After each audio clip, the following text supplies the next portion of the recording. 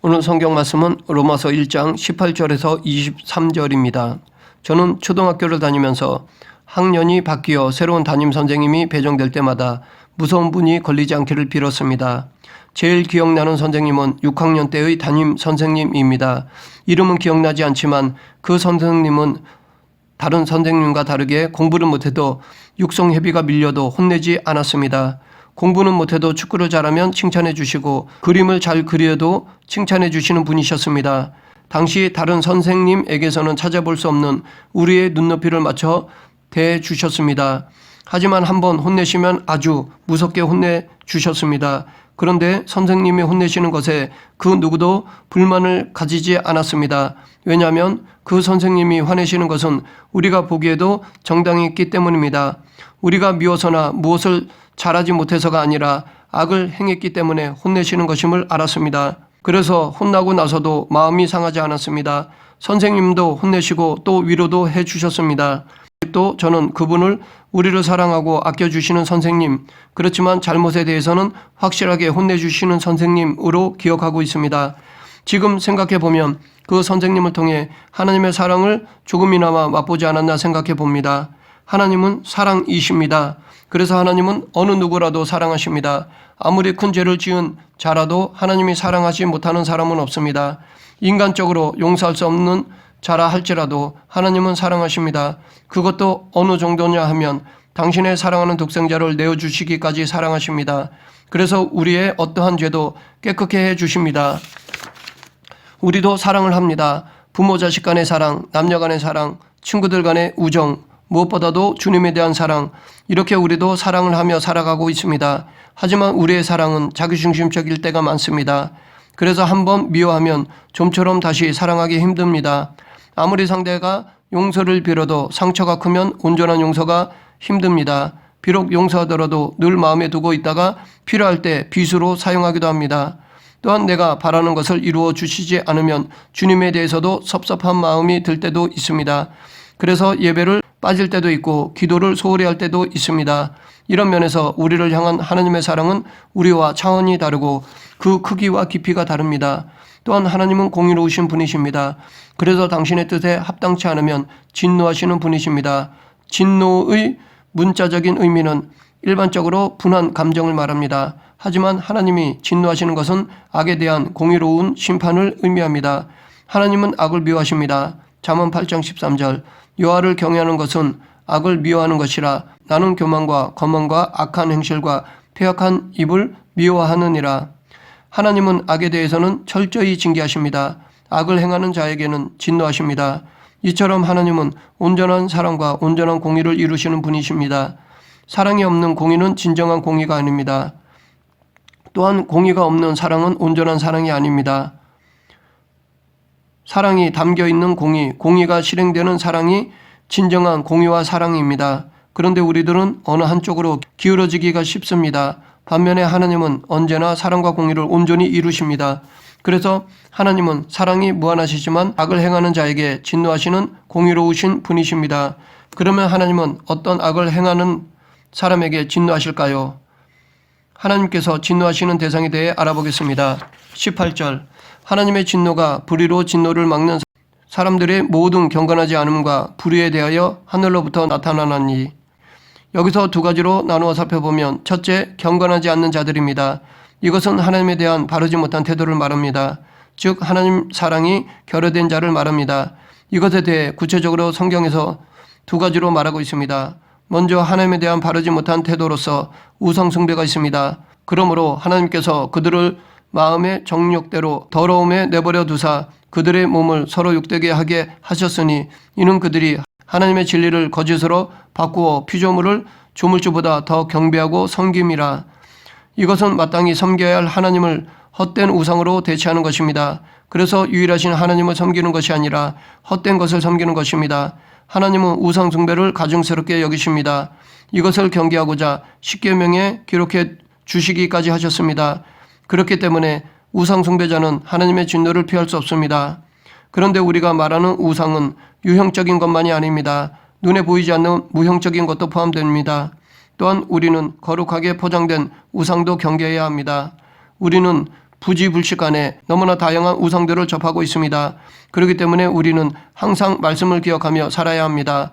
내 삶 속에 우상은 없는지 성찰하고 경계해야 합니다. 다음, 하나님에 대한 바르지 못한 태도로서 동성애가 있습니다. 이 때문에 하나님께서 그들을 부끄러운 욕심에 내버려 두셨으니 곧 그들의 여자들도 순리대로 쓸 것을 바꾸어 영리로 쓰며 그와 같이 남자들도 순리대로 여자 쓰기를 버리고 서로 향하여 음욕이 부릴 듯 하매 남자가 남자와 더불어 부끄러운 일을 행하여 그들의 그릇 때문에 상당한 보응을 그들 자신이 받았느니라. 당시 초대교회 시대 때는 동성애가 만연해 있었습니다. 물론 지금도 만만치 않습니다. 이제는 오히려 합법화하고 있습니다. 그러나 이러한 동성애는 하나님의 창조 질서를 위반하는 죄악입니다. 즉 하나님에 대한 불순종입니다. 아무리 휴머니즘이니 개인적인 성적 취향이니 하는 이유로 정당시하려 해도 동성애는 명백한 죄악입니다. 역사적으로 봐도 이런 죄가 만연한 곳에 반드시 하나님의 진노가 있었습니다. 창세기 19장에 나오는 소돔과 고모라 사건, 사사기 19, 20장에서 레위인의 첩사건이 그 예입니다. 이 죄로 인해 베냐민 지파가 위기에 처하기도 하였습니다. 하나님은 당신이 제정하신 창조 질서를 거스르는 죄악에 대해서는 반드시 심판하십니다. 그러므로 여기에 해당되는 동성애를 방관해서는 안 됩니다. 하나님의 질서를 무너뜨리는 것은 곧 불순종하는 죄악이므로 우리는 이것을 경계해야 합니다. 세상 세대에 휩쓸려 가지 말고 믿음의 반석 위에 서 있어야 합니다. 계속해서 하나님의 진노의 대상은 둘째, 불의한 자들입니다. 이것은 인간에 대한 바르지 못한 태도를 말합니다. 즉 이웃사랑이 결여된 자를 말합니다. 이것에 대해 29절부터 31절에서 구체적으로 말하고 있습니다.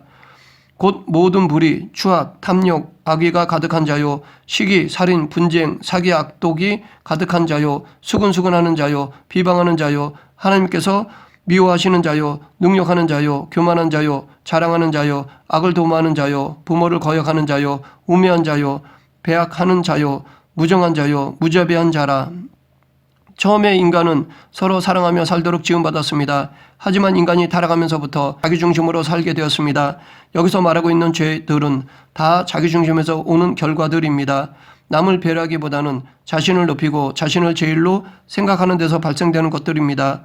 하나님은 우리들이 서로 사랑하기를 원하십니다. 그래서 예수님께서도 새 계명을 너에게 주노니 서로 사랑하라. 내가 너희를 사랑한 것 같이 너희도 서로 사랑하라. 너희가 서로 사랑하면 이로써 모든 사람이 너희가 내 제자인 줄 알리라 라고 말씀하셨던 것입니다. 그렇기 때문에 이웃을 사랑하지 않으면 하나님은 진노하십니다. 어느 정도로냐 하면 이웃을 사랑하지 않으면 당신을 사랑하지 않는 것이라고 여기고 진노하십니다. 왜냐하면 이 둘은 각각이 아니라 하나이기 때문입니다. 진노의 대상인 첫 번째와 두 번째는 동전의 양면과 같습니다. 즉 첫 번째의 악을 행하는 자는 반드시 두 번째의 악으로 이어집니다. 다시 말해 첫 번째 악은 두 번째 악의 원인이 됩니다. 그리고 두 번째 악은 첫 번째 악의 결과입니다. 그래서 하나님 사랑과 이웃 사랑은 나누지 못합니다. 항상 이 둘은 함께합니다. 과거 한때 우리는 하나님 사랑만 강조하고 이웃을 등한시한 적이 있었습니다. 개인 구원을 우선으로 여겨 이웃에 대한 사랑이 결여된 것을 문제시하지 않았을 때가 있었습니다. 하지만 이웃사랑이 없는 하나님 사랑은 하나님께서는 인정하시지 않습니다. 우리는 이것에 대해 선한 사마리아인의 비유의 말씀을 통해 알 수 있습니다. 어떤 율법교사가 예수님께 영생을 얻는 방법에 대해 묻자 예수님은 가장 큰 계명을 지키는 것이라고 말씀하셨습니다. 그러자 가장 큰 계명 안에 있는 이웃이 누구인가에 대해 다시 질문하자 예수님은 선한 사마리아인의 비유를 말씀하셨습니다. 결국 이웃 사랑을 하지 않으면 영생을 얻을 수 없음을 말씀하신 것입니다. 즉 영생을 얻는 데에는 반드시 이웃 사랑이 실천되어야 한다는 것입니다. 그러므로 우리는 항상 하나님 사랑과 이웃 사랑을 나누어 생각하지 말고 하나로 여기며 살아야 할 것입니다. 그런데 오늘 본문에서 말하는 하나님의 진노 대상에 대해 불평, 불만을 가질 사람들이 있을 수 있을 것입니다. 그들은 바로 복음을 듣지 못한 자들입니다. 아직 복음을 듣지 못한 자들에게는 두 번째 조건은 인정할 수 있어도 첫 번째 조건은 억지처럼 들릴 수 있습니다. 그럼에도 불구하고 하나님의 진노에 불만을 품을 수 없는 이유가 있습니다. 19, 20절 이는 하나님을 알만한 것이 그들 속에 보임이라 하나님께서 이를 그들에게 보이셨느니라. 창세로부터 그의 보이지 아니한 것들 곧 그의 영원하신 능력과 신성이 그가 만드신 만물에 분명히 보여 알려졌나니 그러므로 그들이 핑계하지 못할지니라. 어느 누구도 하나님의 진노에 불만을 품을 수 없는 이유는 하나님을 알 만한 것을 그들 속에 보이셨기 때문입니다. 즉 피조물을 통해 하나님을 알 수 있도록 하셨기 때문입니다. 이것에 대해 시편 기자는 하늘이 하나님의 영광을 선포하고 궁창이 그의 손으로 하신 일을 나타내는도다 라고 찬양하였습니다. 하나님은 세상을 통해 창조주와 신의 섭리에 대해 알 수 있는 길을 열어놓으셨습니다. 그래서 인간은 자연이라는 일반 계시를 통해 하나님을 인정해야 함이 마땅한 것입니다. 그럼에도 불구하고 사람들은 보이지 않는 하나님을 찾기보다 눈에 보이는 것을 의지하려 하였습니다. 즉 하나님을 믿으려 하지 않았습니다. 또한 하나님이 심어주신 양심의 법으로 살려 하기보다 쾌락을 쫓았습니다. 하나님은 오늘도 계속해서 자연 만물을 통해 당신의 존재를 확인시켜주고 계십니다. 우주의 법칙이나 만물의 질서와 조화는 하나님의 활동에 대한 인간의 언어적 표현일 뿐입니다. 우리가 인식하고 지각하게 되는 모든 것들의 배후에는 하나님이 계시며 그 모든 자연 현상들은 그분의 자기 계시의 한 방편임을 잊어서는 안 됩니다. 실제로 과학과 철학이 발전할수록 모든 하나님의 작품이며 인간의 이성이 하나님의 어리석음보다 못하다는 것이 사실로 밝혀지고 있습니다. 그럼에도 인간은 전적으로 타락했기에 이것을 인정하지 않고 숨깁니다. 이런 완악한 자들은 마지막 때에 이를 갈며 후회할 것입니다. 우리는 피조물을 바라보고 창조자이신 하나님을 찬양하며 하나님께 영광을 돌려야 합니다. 그리고 개발이라는 명목으로 자연을 함부로 파괴하는 것이 아니라 자연 안에 담겨있는 하나님을 드러내고 보존해야 합니다. 이렇게 하나님을 알 만한 것을 그들 속에 보이셨음에도 인간이 하나님을 믿지 않는 이유는 21절부터 23절 하나님을 알되 하나님을 영화롭게도 아니하며 감사하지도 아니하고 오직 그 생각이 허망하여지며 미련한 마음이 어두워졌나니 스스로 지혜 있다 하나 어리석게 되어 썩어지지 아니하는 하나님의 영광을 썩어질 사람과 새와 짐승과 기어다니는 동물 모양의 우상으로 바꿨느니라. 일반 계시를 통해 하나님께서 당신을 알만한 것을 보이셨음에도 믿지 않는 이유는 인간의 본성이 전적으로 타락했기 때문입니다. 인간은 타락하여 어둠을 더 좋아하고 빛이신 하나님을 거부하게 되었습니다. 본성이 타락했다는 것은 인간의 전인격에 문제가 발생되었다는 것입니다. 하나님의 형상으로 지음받았을 때 인간의 전인격은 온전하였습니다. 그러나 죄를 지음으로 인간의 전인격은 고장이 났습니다. 그로 인해 인간은 의지적으로 하나님을 알기를 거부하였습니다. 그렇기 때문에 인간은 하나님의 진노에 대해 핑계할 수 없습니다. 이 세상에 기회가 없어서 구원받지 못하는 사람은 아무도 없습니다. 진노의 대상자들은 어리석게도 하나님께서 그들에게 주신 기회를 활용하지 않은 것입니다. 이방인 중에서도 경험과 관찰을 통하여 인간이 신의 소생임을 알고 노래한 사람들이 있습니다. 이는 사람으로 혹 하나님을 더듬어 찾아 발견하게 하려 하심이로되 그는 우리 각 사람에게서 멀리 계시지 아니하도다. 너희 시인 중 어떤 사람들의 말과 같이 우리가 그의 소생이라 하니 바울이 아덴에 갔을 때 그들은 많은 신들을 섬기고 있었습니다. 그 중에는 알지 못하는 신이라고 말하는 신도 모시고 있었습니다. 이렇게 이들은 종교심이 많았지만 안타깝게도 그들은 인격적인 하나님을 알지 못하였습니다. 일반 계시를 통해 신적 존재를 발견하였지만 여호와 하나님을 발견치는 못하였습니다. 그리고 그들은 자기들이 발견한 신의 자리에 헛된 것으로 채웠습니다. 이렇게 하나님의 자리에 헛된 것을 채우다 보니 썩어질 사람과 금수와 버러지 형상의 우상을 섬기게 된 것입니다. 그 당시 헬라 세계에서는 인간의 모습을 한 우상들이 성행하였습니다. 애굽에서는 동물의 모습을 가진 우상들이 성행하였습니다. 로마에서는 인간과 동물의 우상 모두가 성행하였습니다. 그래서 우리가 잘 알고 있듯이 그리스 로마 신화에 나오는 신들은 사람의 모습을 취하고 있습니다. 그들은 마땅히 영광스럽게 모셔야 할 하나님의 자리에 인간이 만든 무가치한 우상들을 대신 앉혀놓고 섬겼던 것입니다. 여기서 우리는 복음 전파가 필요한 이유에 대해 알 수 있습니다. 사람들의 마음속에는 하나님에 관한 기본적인 신지식 혹은 종교심을 가지고 있습니다. 인간은 한계에 부딪히면 자기 능력을 뛰어넘는 신적 존재에 매달리게 됩니다. 이것이 본능입니다. 그래서 최첨단을 살아가는 이 시대에도 점집이 만연한 것입니다.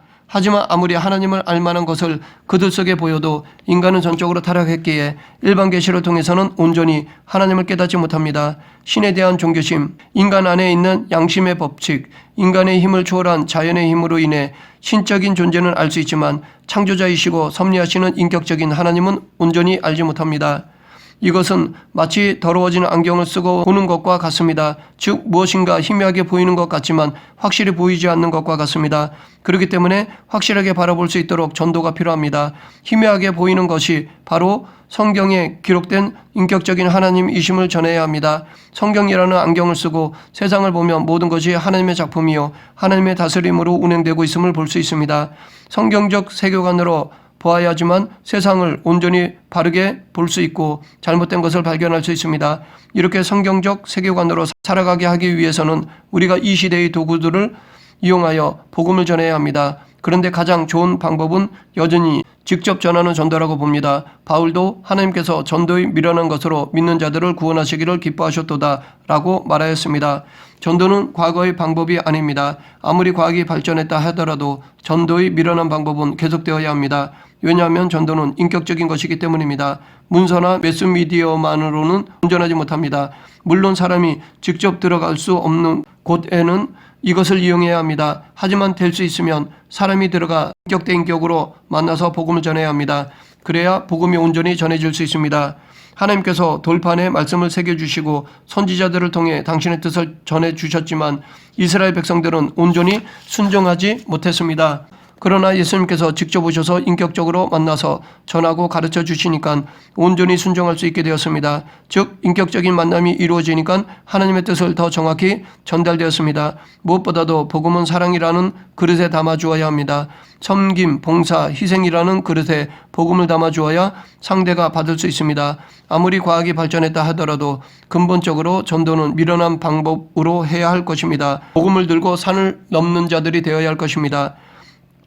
말씀을 정리하겠습니다. 하나님은 모든 죄를 용서하실 정도로 사랑이 크십니다. 하지만 회개하지 않으면 아무리 작은 죄라도 징계하십니다. 하나님의 진노의 대상은 하나님에 대해 바르지 못한 사람입니다. 그리고 이웃에 대해 바르지 못한 사람입니다. 즉 하나님 사랑과 이웃 사랑이 결여된 자를 하나님은 진노하십니다. 그러므로 우리는 하나님과 바른 관계를 가질 뿐만 아니라 이웃과의 관계도 올바라워야 합니다. 이 둘 중에 어느 하나라도 잘못되면 하나님의 진노를 피할 수 없습니다. 하나님 사랑과 이웃 사랑을 온전히 실천함으로 하나님의 진노를 받지 않는 저와 여러분이 되길 간절히 축원합니다. 기도하겠습니다. 사랑과 은혜가 풍성하신 하나님 아버지, 거룩한 천국 백성으로서 하나님께 충성하며 이웃을 사랑하여 의무를 다하는 성도가 되게 하여 주시옵소서. 세상을 바라보며 하나님의 뜻을 찾고 밝히 드러내어 복음을 전하는 성도들이 되게 하여 주시옵소서. 예수님 이름으로 기도드립니다. 아멘.